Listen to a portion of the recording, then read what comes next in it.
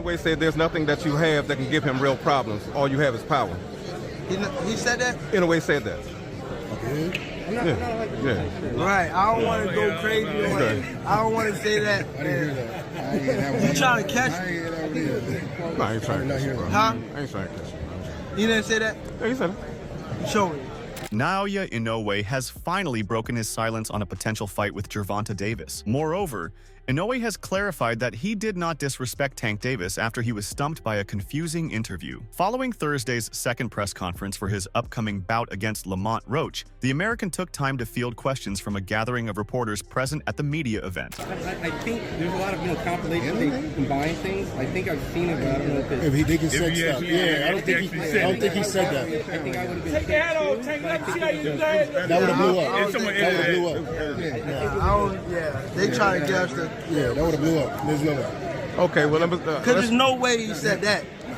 Okay, for listen. him to be a boxer like that, there's no way he can say that. Most of these queries were commonplace, but one was, to put it mildly, extremely perplexing. In the past, Davis and Inoue have given each other praise. The Japanese hero was even mentioned by Tank as one of his favorite fighters to watch. In spite of this, some supporters have conjectured that Inoue would eventually move up 3 weight classes to take on Davis. Even though the weight difference makes this absolutely impractical in reality, boxing still uses it as a talking point. And on Thursday, one reporter said to Davis, "Inoue said that there's nothing that you have that can give him real problems, and all you have is power." Davis instantly looked shocked and asked, "He said that?" The reporter insisted. Inoue said that, yeah. Other reporters, none of whom had seen this purported quote, then weighed in and disagreed. Davis replied, "I don't want to go crazy, you're trying to catch me." The reporter answered, "I ain't trying to catch you. He said it." Davis then said, "Show me," because there's no way he said that. For him to be a boxer like that, there's no way he could say that. A few hours later, Inoue clarified the situation himself. He tweeted, "I never said anything like that." Most boxing fans who have watched Inoue's interviews before won't be surprised by this because he hardly ever criticizes other boxers. Davis and Inoue have both avoided speculating about a possible battle because they believe it is simply impractical. The only time Tank addressed it, he left a comment on an Instagram post which read, "I'm not fighting him. He's nowhere near my weight. I don't know why this page keeps posting shit like this." The elusive specters of boxing's lighter divisions, Gervonta Davis and Naoya Inoue, may never share the ring. For fans, such a clash is the stuff of dreams. Two titans colliding to settle a tantalizing what-if. Yet, the Japanese monster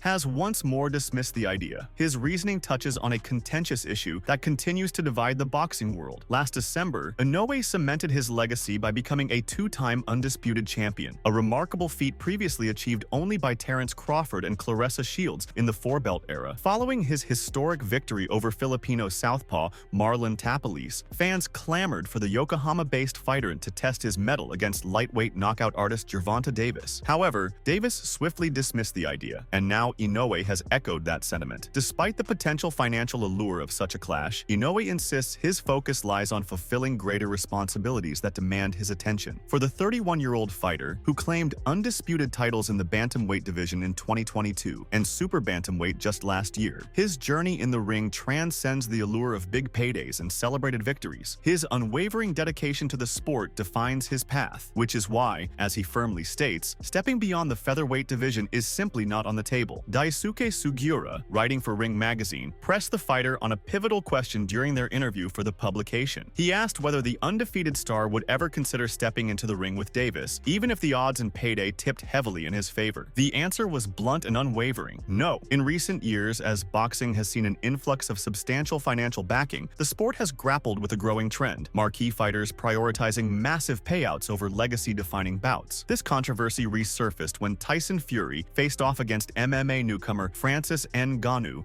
in a high-profile, cash-heavy showdown in Saudi Arabia, drawing similar waves of criticism. However, Inoue steers clear of this culture. He notes, "I always want to show the best Naoya Inoue. I wouldn't decide to start fighting at featherweight or super featherweight just because the money is good. I don't think that's what I want. There are many fighters who have chased the money but ended up not being able to perform well and quit. The reason I box is not for the money. I do this to show my best self." His argument is, "It's also true that I'm motivated by fighting strong strong opponents. But there are weight divisions in boxing for a reason. The significant weight difference between Davis and the Monster has long been a stumbling block in making their showdown a reality. Even Tank himself acknowledged this hurdle when questioned about his willingness to face the Monster in the ring. For Naoya Inoue, the featherweight division represents the pinnacle of his boxing journey. Though he's eager to take on 3 bouts at light featherweight this year, any further ascent in weight will hinge on how his body endures the grueling demands of these matchups. Inoue himself has clarified this, leaving fans to accept that a showdown between him and Gervonta Davis is a dream fight likely to remain just that, a dream. Naoya Inoue has cemented his place as one of the most formidable boxers of the modern era, showcasing unmatched dominance in some of boxing's lightest weight classes. As a testament to his prowess, he has achieved undisputed championship status in 2 divisions, bantamweight and super bantamweight. Recently, Naoya Inoue triumphed over Mexico's Luis Neri, despite an early knockdown that could have shifted the tide. That moment served as a wake-up call for the Monster, spurring him to unleash one of the most commanding displays of his career. His sheer dominance inevitably stirs conversations about how he might fare against elite fighters in slightly heavier divisions. Among the names in the spotlight is Gervonta Davis. This Monday in Japan against Luis Neri, rewatching. Just explain kind of what you think of him as a fighter. You've kind of both progressed in the pound-for-pound rankings together over the years. When did you first start watching him, and what do you make of him now? I think I started watching him probably like a couple years ago, but he a fighter. He's definitely someone he got the whole package, I believe so. Fighters who move up from lower weight classes to face heavier opponents often struggle more to secure victories, as the challenges increase significantly. Inoue's decision to step up a weight class or 2 presents an exciting opportunity for him to truly test his skills after having dominated his typical divisions. A prime illustration of this is Saul Canelo Alvarez, who took a bold risk by stepping up to light heavyweight to face Dimitri Bivol, a move that proved challenging as he struggled to maintain his composure. For Naoya Inoue, the stakes are even higher as he prepares to face Gervonta Davis, one of the most fearsome fighters of recent years. Boxing trainer Virgil Hunter has been the one to predict the potential path Inoue may take in the next phase of his career. Speaking to Fight Hype, Hunter said, "I don't think Gervonta should go below 135. I'm sure Inoue walked around at 40, 45, 145. Inoue would have to come up just like everybody else. Where is the value of Davis coming to a catchweight to fight you? You're big in Japan, and I'm big in the States, so there should not be any weight concession. If you want to fight, come and fight me. Let's not make any excuses." He further added, Rigondeaux fought Lomachenko. There was no catchweight involved. He dared to take that opportunity. Rigondeaux came up short, but he dared to take it. Charlo dared to fight Canelo at 168, coming from 154, so it's only a few pounds north. You're getting a little older. I'm sure you could carry the weight comfortably, so I wouldn't make any concessions for that fight. His Excellency Turki Alalshik aims to orchestrate a high-profile showdown between Naoya Inoue and Gervonta Tank Davis, provided he can secure a weight class that both fighters are willing to accept. To convince Monster Inoue to consent to this fight with Tank Davis, fans believe Alalshik will need to persuade him. Inoue has become a major figure in Japan, earning a fortune by defeating lesser-known opponents. Taking on someone with knockout power would pose a significant career gamble for him. So far, the only notable name on his record is the 40-year-old Nonito Donaire. Tank Davis simply can't drop to 126 or 122 pounds for a showdown with the Japanese sensation without draining himself entirely, leaving him with nothing left in the tank. Gervonta isn't about to sacrifice his health just to make the weight and lure Inoue into the ring. If they reach the right weight and give us the right proposal, we can deliver it, said Alalshik to Ariel Helwani's YouTube channel. Since Inoue might not be willing to face the enormous risk of fighting Tank Davis at 130, his excellent will need to persuade him. Inoue has dominated the lower weight divisions, facing off against weaker competition, but a potential bout with Tank Davis would introduce him to a truly formidable opponent for the first time in his career. At 122 pounds, Inoue enjoys a comfortable reign, dispatching his opponents with relative ease. Inoue is certainly physically capable of stepping up to 135 to face Tank, but doing so would put his hard-earned popularity on the line. He'd be up against a fighter with both the power and skill to potentially defeat him. Some suggest that Inoue walks around weighing in the mid-140s, further proving he's more than equipped to take on Tank Davis. Naoya Inoue, the 31-year-old 4-division world champion with an undefeated record of 27, 0 and 24 KOs, is currently competing in the super bantamweight division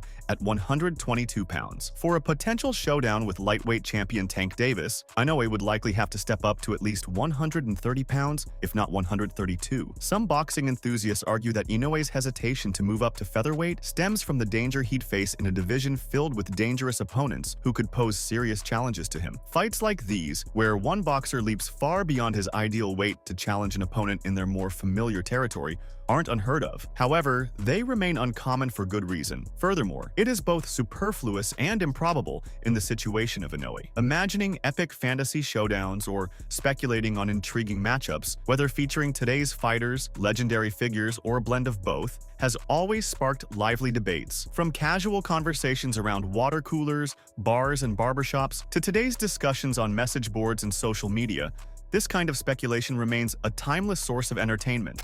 I like, what's the guy from Japan? Inoue? Yeah. Do you foresee potentially at some day you guys meeting together, maybe at a catchweight, or maybe if he keeps going up in weight? Probably. Yeah. That would be like a fun fight. Crazy. Yeah, that would be a fun fight. Now that would be technical. That fight right there, like me and him. But I think I'd be too big for him. Probably, yeah. I'd be too big for him, yeah. But that fight would be like, It's like a dream fight. yeah, facts.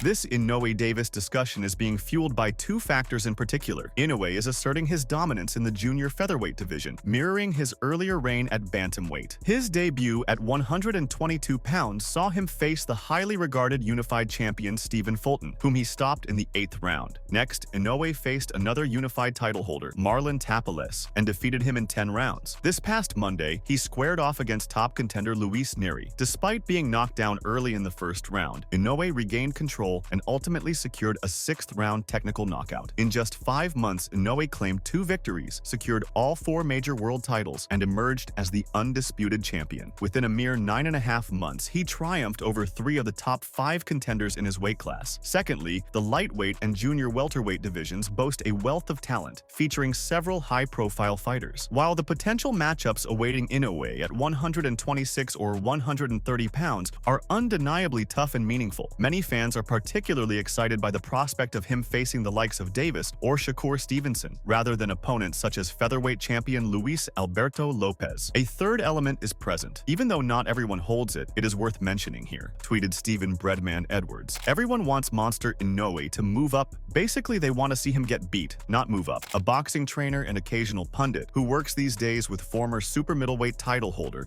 Caleb Plant. Discussing Inoue at 135 seems hasty, especially since we haven't seen him compete at 126 or 130 yet. Many fighters have thrived in one weight class only to see their strengths erode or become irrelevant when they move up to the next. There are 2 examples that come to mind. Nonito Donaire, a multi-division champion, claimed world titles at 112 and 118 pounds, became the lineal king at 122, but ran into trouble against the masterful Guillermo Rigondeaux. Later, he grabbed a belt at 126 pounds, only to find himself outmatched against the larger Nicholas Walters, whose power ended their bout with a knockout. The setback compelled Donaire to swiftly exit the featherweight division. Mark Johnson excelled at flyweight and junior bantamweight. He was unable to defeat Rafael Marquez at the bantamweight division. Their legacies remain untarnished. They simply reached the edge of their abilities, and that edge was tested by opponents who varied from solid, Walters, to exceptional, Marquez, Rigondeaux. Therefore, why don't we likewise dismiss Crawford's argument against Canelo? The debate is worth considering. Jermell Charlo entered his fight against Canelo last September as the undisputed junior middleweight champion and the taller fighter, despite moving up 2 weight classes. Even so, Charlo quickly realized that Canelo held the upper hand in size and strength, with Charlo reigning supreme at 154 pounds and Terence Crawford holding the same distinction at 147. Doesn't this raise questions about the viability of a Canelo-Crawford matchup? Crawford is slated to make his junior middleweight debut this August against title holder Israel Madrimov, but challenging Canelo would require Crawford to climb yet another 2 divisions. When you say, I want Canelo, is there anybody in the camp that would say, you're not ready for this? That's a big boy. He's strong. That's a conversation. It's not just, oh man, you will whoop his ass. Yes, man type stuff. I'm not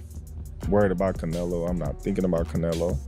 I'm just focused on Israel Majimov. In a small way, is this a stepping stone to your dream fight? I don't look at fights as stepping stones. It's about now. The question remains, how competitive would a clash between Crawford and Canelo truly be? Could Crawford showcase the same brilliance and precision, both offensively and defensively, against the reigning super middleweight champion? Would he possess the power to trouble Canelo, or at the very least keep him wary and on edge? We might ponder similar questions about Inoue taking on Davis or other lightweights. However, the stark contrast, like the blaze of gasoline versus the chill of cold water, is that Crawford is actively seeking a showdown with Canelo. Crawford said last November, "I'm looking for mega fights right now, and right now a fight with Jaron Boots Ennis, that's not a mega fight. That's my standpoint on it. I'm looking to fight guys like Canelo, that's pretty much it, man, and a rematch with Errol Spence, and that's it." Crawford's legacy, much like Inoue's, stands firmly cemented. Edwards highlighted Inoue's remarkable journey, starting at 108 pounds, where he clinched a world title. Rather than sticking to the flyweight division, he swiftly ascended to 115. Where he dethroned longtime champion Omar Narvaez and ruled for several years. From there, Inoue moved up to bantamweight, where he achieved undisputed status at 118 pounds and has now replicated that success at 122. That's 5 divisions. How much moving up do you have to do? Edwards wrote. He soon added, Inoue has moved up way more and unified multiple times, and it still ain't enough. Inoue has done enough for people to leave him alone. He's arguably #1 pound for pound and done more than any active fighter. It's just not necessary for Inoue to go much further through the weight classes, and that probably won't occur. Inoue stated earlier this year that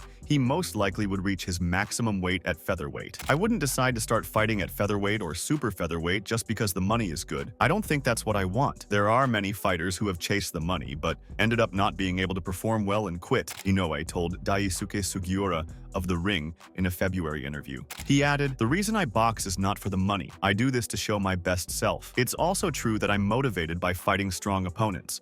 But there are weight divisions in boxing for a reason. I don't need to build my body up to move up to featherweight. I'll move up once my body naturally grows into the heavier weight class. This has been the case throughout my professional career." According to Inoue, his body often reaches 141–143 pounds in between bouts. That means he would be undersized in comparison to today's top lightweights, in my opinion, not his. These actions are not new, to reiterate. Manny Pacquiao is the most well-known example of recent memory. Pacquiao began his boxing journey in the junior flyweight division, ultimately claiming titles across 8 different weight classes: 112, 122, 126, 130, 135, 140, 147, and 154 pounds. His achievements included lineal championships in flyweight, featherweight, junior lightweight, and junior welterweight. While opinions vary, some consider him the lineal welterweight champion as well. In contrast, Inoue is 31 years old and has spent less than a year in the junior featherweight division. By the time Pacquiao reached 31,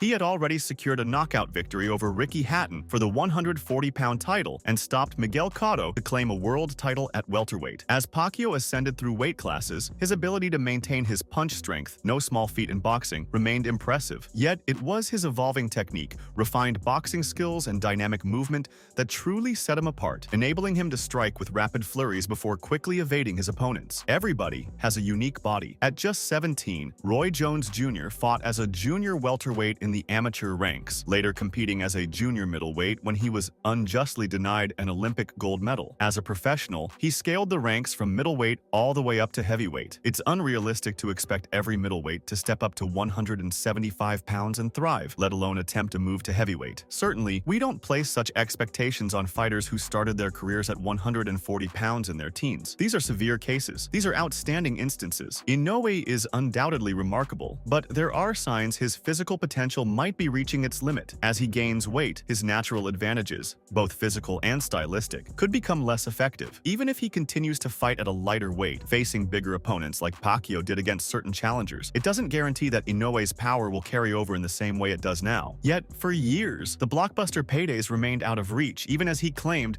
the ring championship at lightweight, unified the junior welterweight division as an undisputed champion, and captured a world title in the welterweight ranks. Crawford's dominant championship victory over Spence last year catapulted him to unprecedented fame and fortune. At 154 pounds, A showdown with Jermell Charlo would undoubtedly be his marquee matchup. Yet, the transformative force behind boxing's latest mega events, the Saudi investor reshaping the sport, is the same backer of Crawford versus Madrimov and the visionary pushing for Crawford versus Canelo. It's no shock then that Crawford eagerly embraced the chance. The stakes are monumental. He'll either cement his legacy or go down fighting, with a hefty paycheck guaranteed either way. Even without Turki Alalshik's involvement, facing Canelo would still secure Crawford a sizable payday, albeit on a smaller scale. Inoue is a towering figure in Japanese boxing, a superstar who knows his limits and respects them. He's not chasing weight classes beyond what his frame can handle, and that's a choice deserving of respect, not criticism. There's no shortage of ambition or caution-driven strategy in Inoue's camp, just a calculated pursuit of greatness. He entered the ring with a perfect 5-0 record when he challenged Adrian Hernandez, one of the elite fighters at 108 pounds, for a world title. By the time he hit 7-0,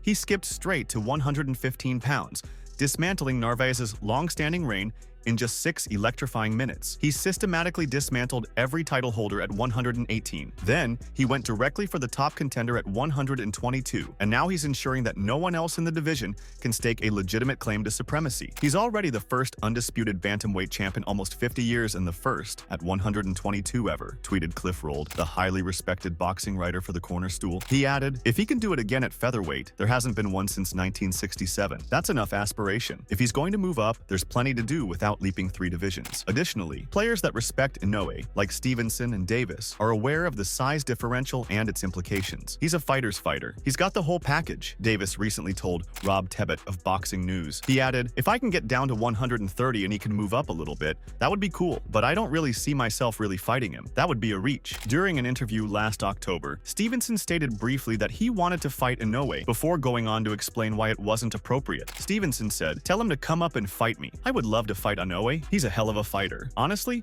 he's one of the fighters that I've been watching the most lately. I give him his credit in terms of skills, his speed, his power. Everything is tremendous, but I think he is just a little too small. The buzz around the Inoue-Davis matchup appears to stem largely from fans and journalists, who frequently pose the question to the fighters themselves or bring it up with their teams and others in the boxing world. However, the fighters themselves could decide to change their minds at any time. Rold said, Pacquiao Mayweather seemed far-fetched when Pacquiao was at 130 and Floyd was at 147, and then it wasn't. If we get there, I hope we see Tank unify lightweight and Inoue unify featherweight first. So when they meet in the middle, you have a classic clash of champs. This seems like a natural place to wrap things up. While a showdown between Inoue and Davis may not be in the cards, there's still much to anticipate as they each chase their individual goals and aspirations. Inoue faces at least 2 formidable opponents in the 122-pound division before potentially eyeing a move to 126. Meanwhile, Davis, a major draw in the US boxing scene, has an array of title holders and challengers to consider at 135, and he's already proven his ability to compete